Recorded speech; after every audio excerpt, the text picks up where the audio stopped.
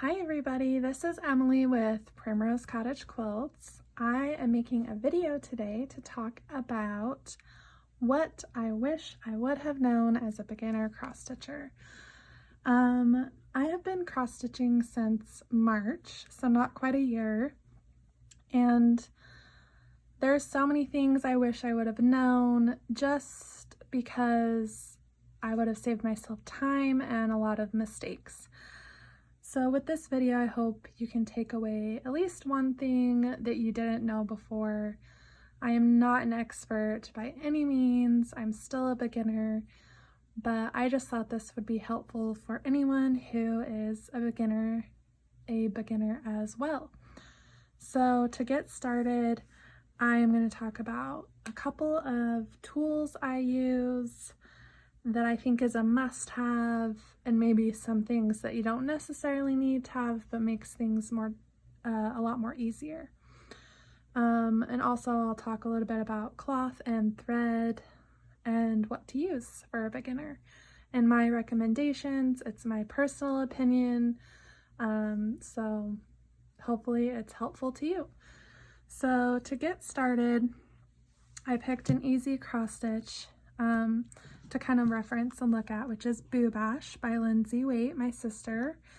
I actually helped her write this pattern. So much fun. It's supposed to look like a little quilt that she has actually designed. So if you're interested, this will be linked below, the cross stitch and the quilt pattern.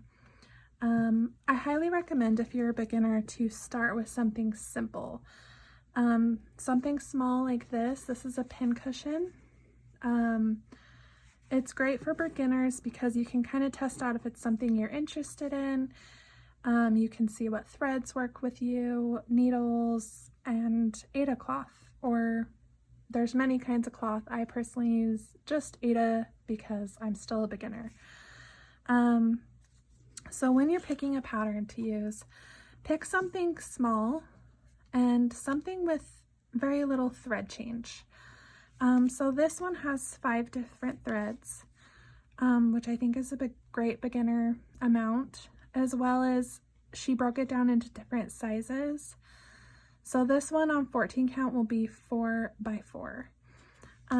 So I think it's just something to really consider when you're picking out your first cross stitch, that it's small, that it has very little thread change, because that way you can kind of see if it's something you're interested in and you're not getting overwhelmed by a huge project with a ton of thread changes, because I have done that and I really question why I did it, because now I'm like, I don't know if I want to finish it. So really try and pick something small and simple. Okay, so going forward, after you kind of pick your pattern, you're going to want to pick out some tools. These are hoops. This first one is about a medium size. That is what I recommend. Anything bigger, it's a little overwhelming. Anything smaller can be hard to grip. This one is from Walmart. Super inexpensive, great to use for a beginner. And then if you're wanting to spend just a little bit of more money than the Walmart plastic one, I recommend getting this one, which we carry 2 different sizes in our shop. This one's about a medium, and then we have a larger size. This is what Lindsay uses. It's spring loaded, so you just push it, it pops out, you can load your cloth. Personally, I do not use a hoop. I did for a little while, but I just do better with in-hand stitching. Another thing to really consider when doing a hoop, which I didn't know in the beginning, is to always unhoop your project if you're not going to be touching it for a while. Otherwise, it can damage your cloth and your project, and you won't be able to iron it out. It'll stretch it out. So just be careful and mindful that you don't leave these on your project, that you always take it out when you're done stitching. Next we'll talk about, let's see, scissors. So these are just a simple embroidery scissor. They're small, they fit in my little case I'll show you. They're really sharp, pointed. They cut the thread very clean, not leaving any frayed ends. So I highly recommend getting a sharp little scissor, nothing big and bulky that could fray your project, or honestly, I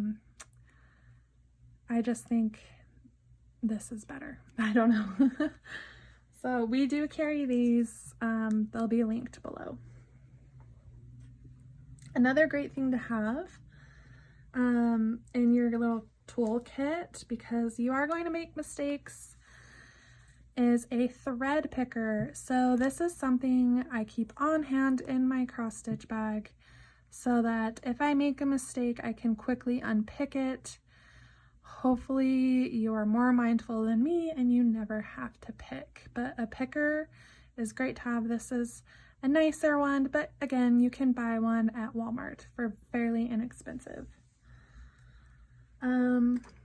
Next is needles. Let me grab those. So to start, I just was using the DMC. There's two different, I kind of put one in here, a smaller one, but there's many sizes of needles. You want to get a tapestry needle because they have a round end. They're not going to poke you. You do not want a sharp needle, trust me. So get the rounded end. Another tip is if you're doing 14 count, you're okay using a bigger needle, but if you're going to go below 14, you're going to want a smaller needle to fit in the holes of your cloth. So I don't know if you knew this, but the smaller the needle, the larger the number. So if this is 24, which is a good size, whereas you can get a 26, which is going to be actually a smaller needle, even though it's a bigger number. So it's kind of tricky. Just keep that in mind. DMC is great to start with. Good needle for a beginner. If you're going to advance, we actually carry these as well. They're tapestry needles that we bought online. They come in this adorable vial looking thing, and they are easily stored. And I think these just, it's not necessary, but I honestly like both DMC and this Tulip brand. It's just if you want to spend a little more money, get these higher end needles, but DMC works just as good.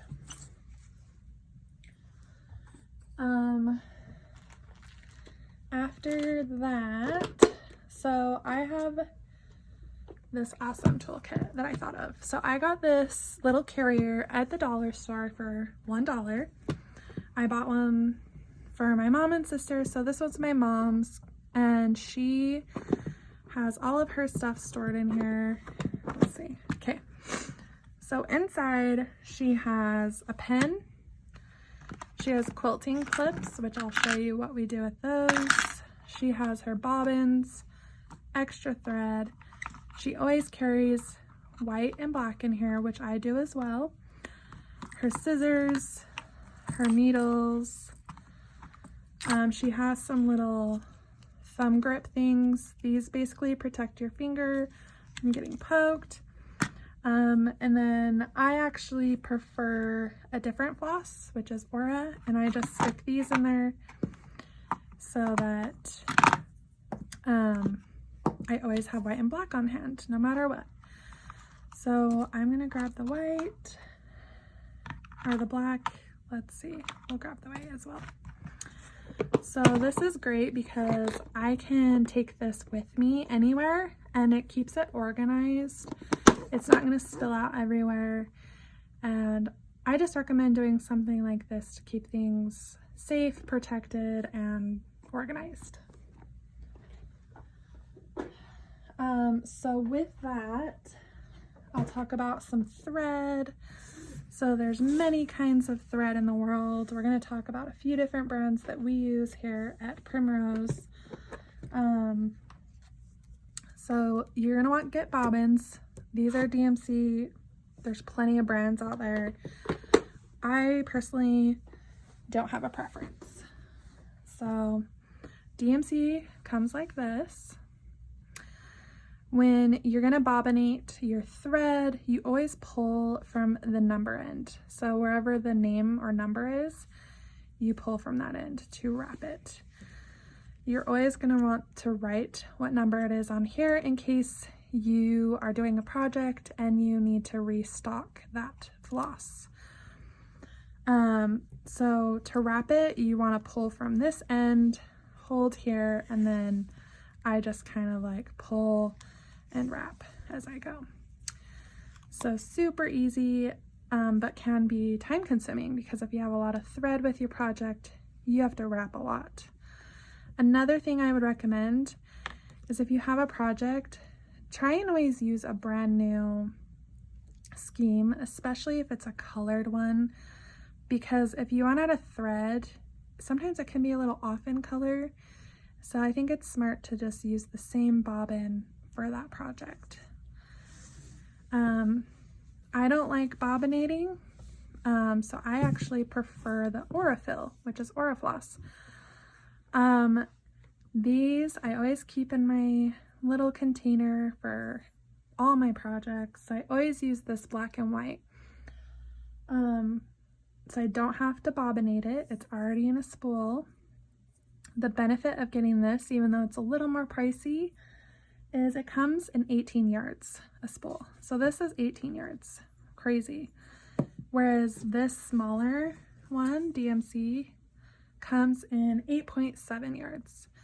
So it's kind of just whatever your preference is. I think the quality of them are both great. People just have their preference. So that being said, we'll talk about a different thread, which is, there's so many, but the two main ones we really look at and use is Classic Colorworks and Weeks Dyeworks. There is a ton of other brands. I like them all because they're so pretty. If you can't tell, they are variegated, so meaning there is different coloration. The only time I really use these is when it's a bigger piece and you can see the variegation. Whereas if you're stitching something little like this, you can't see the variegation, and it'll save you money, honestly, to just do the DMC or Aurifloss with little things. But when you're doing something larger, maybe this size and up, you can really see the variegation in these threads. So if you look at Boo Bash, this one and this one are variegated, so they fade from one color to another. So it's so fun to have when you're doing a project. These only come in 5 yards, so they are pricier because of the variegation and the brand of floss. So just keep that in mind when you're using different flosses, what you want to spend, and just being mindful of when to use variegated. Okay, so let's see. Another awesome tool is this ruler. It's a cross stitch key. It is made by Itso Emma. We carry these in the shop. I'll link it below, but it's such a great reference tool to have. I'll just take it out really quick and show you just a few of the things that I use it for. So on the ruler, it has all the different stitch counts: 10, 14, 16, 18, 25, 28, 32. So if you're not sure what your thread is, your cloth is, you can use this as a reference. Or even when you're measuring something that is 10 stitches away. Floss standard is right here. So it shows you the standard. So 10 count, you want to use 4 strands, 14 to 32, 2 strands, 36 to 40 count, 1 strand. I personally use 3 strands on my 14 count. Any other count, 16 and up, I would probably do the 2 strands. The 2 strands on the 14 count I've done, it just doesn't give it fullness, and I like it to look full. The other thing is the needle sizes. So great reference, 14 count, you want to use a 26 size needle. The other thing, it has a ruler, and then this is my other thing that I love. So I'm just going to show you. So here's a piece of cloth, and you really want to be mindful of where you're starting. Some people like to start where they fold it in the middle, fold it again, pinch this, mark it somehow, and then they start their cross stitch in the center, which I have done, but I tend to waste cloth if I do this. So this tool has made this so convenient. So you're going to want to put it on the edge and go 2 inches in from every side to start your cross stitch. That way you're getting that little bit of bumper for when you're doing a finish. So, and also for the fray.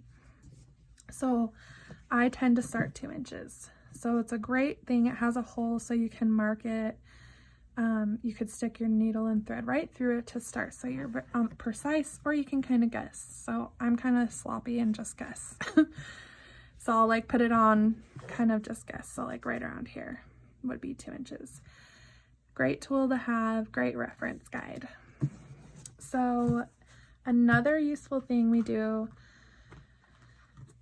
to prep our cloth is, and I'll show you on this cute cross stitch Lindsay's been working on, we like to sew around our edges. So if you have a sewing machine, put it on a zigzag and sew around your cross stitch.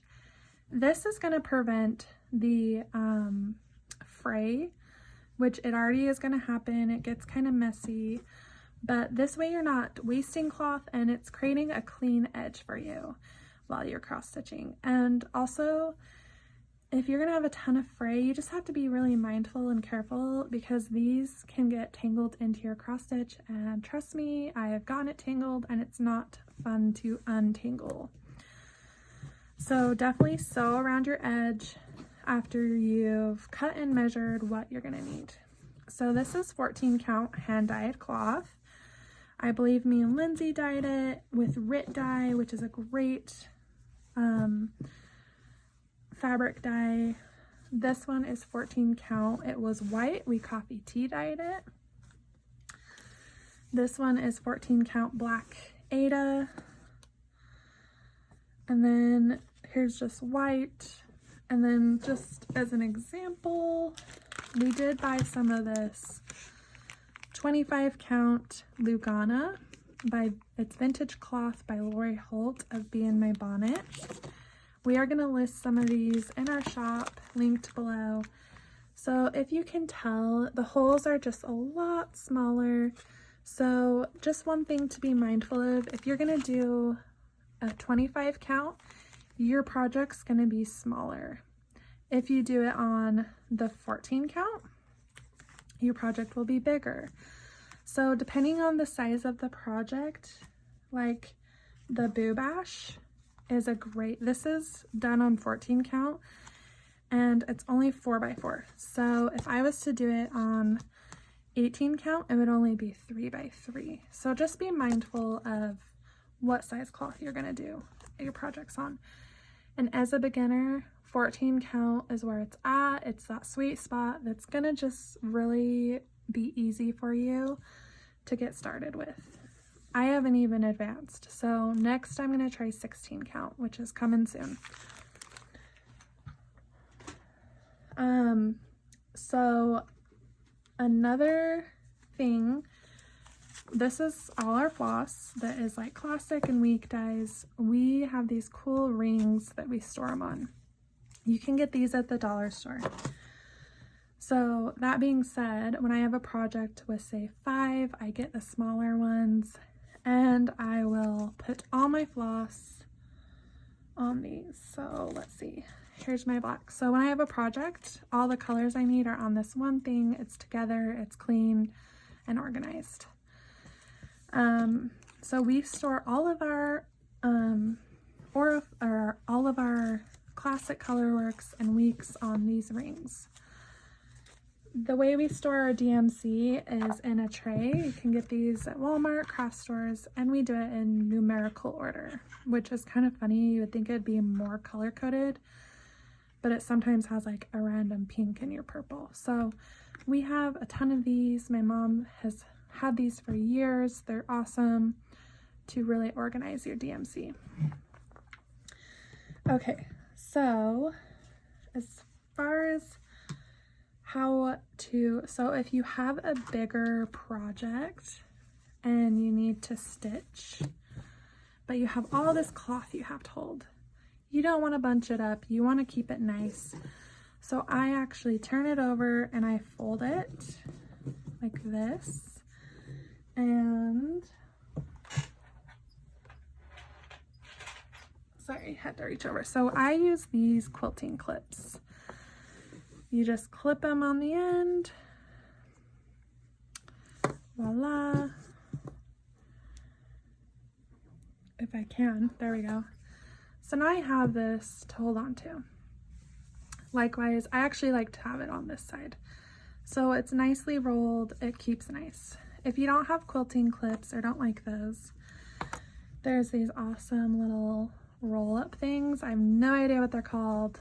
Lindsay might have to link it. And they go around your project to clip it. So that is kind of like a napkin holder, which you also could use, and Lindsay does this with her big projects like her Halloween calendar, and she'll use a huge clip for hair and clip it. So those are at the dollar store. If you're on a budget as well, you can clip it with a clip from the dollar store. So those are all of the tools that I like. Okay, so this pin cushion is great because you can stick your needles in it with your thread and store them all next to you. And it's sharpening them, so it's a great thing to have on hand. You can buy one or you can make one. So we just made ours. So now that I've gone over all of our tools, I'm going to show you how I start and finish. So I'm going to do white right now with black. So I've already threaded my needle, but I'm just going to show you really quick how I separate my thread. So you want to start off smaller when you're a beginner. As you get more advanced, you can use longer.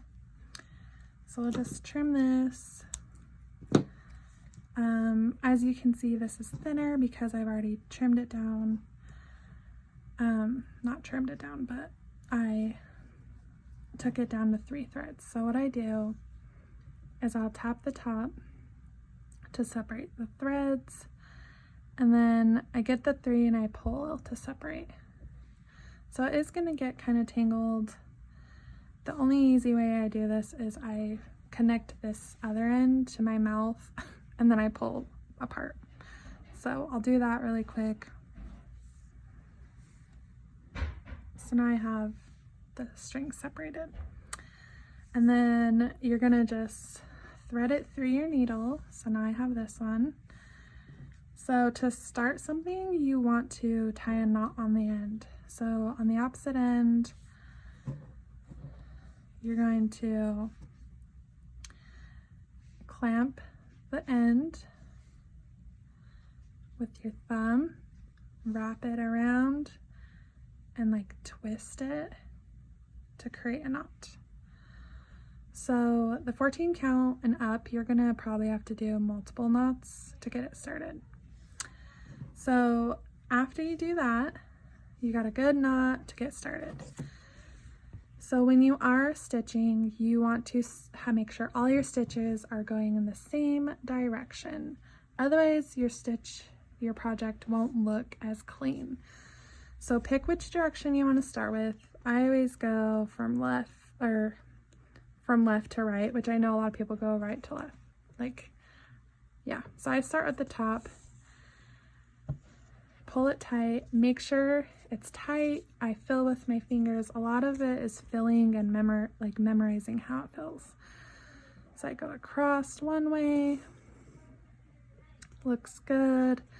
Then I go up at the top again and go right to left. So that part doesn't matter. You can pick however you want your X to look. Just stick with the same direction. Sweet, I got my first stitch done. It looks awesome. So then I continue my stitching, making sure it's nice and clean on the back. If you're gonna do, say, like a really long line that's like 30 plus across, and you have a hard time counting the stitches as you go, which I totally do, I grab the little ballpoint needles. So let me grab one. So I keep these on hand as well, because if I have, like, say I need to go 30 stitches across, I'll stick a needle on the 10th of every single one. So 10, 20, 30. Sweet, I have 30 stitches. So that's a great way to track your stitches. Just a little tip I figured out. Some people can count, I struggle. So I'm gonna do one more really quick. And honestly, it just takes time to get used to how this feels. And yes, touching everything, muscle memory, whatever you want to call it. So to end my cross stitch, I turn it around. I take my needle and I just go through this clump. I'm kind of messy, so I'm sure some people are cleaner about this. I just go through about 3 times. So 1, 2, 3. Clip it off. And you tied it off. So now, say I'm working on a project, there's tons of starts and finishes. Instead of rolling that into a knot every time, to save a little bit of time, I just take my needle, I go through where I'm going to start. I kind of figure out, oh, I need to start here now. I go through a spot, I leave a little tail, I kind of hold on to it, and then I go through it again. So I go 2-3 times with this as well. So it creates like a little knot, and look, I am good to go. So I can start stitching again. So that's how you start and finish. I'm trying to think if that is everything as far as starting and finishing. Another tip I have, if you are stitching like on black, you want a light, and you want white behind you. Like I said, we use Opt Light and Stella, both are great. Stitching with a light is like a game changer. I really recommend good lighting. On top of that, you want to always stitch your white first in a project. So like I said, if you have white in your project, I highly recommend stitching your white first. Otherwise, if you do white and then, or black and then your white, then it's gonna bleed into your other colors. So always stitch your white first. But I think that is pretty much all I have for tips. If you have any questions, you can ask below. We will be happy to answer. Don't forget to like and subscribe to see our next floss tube. Thanks for joining me, and we'll talk to you soon.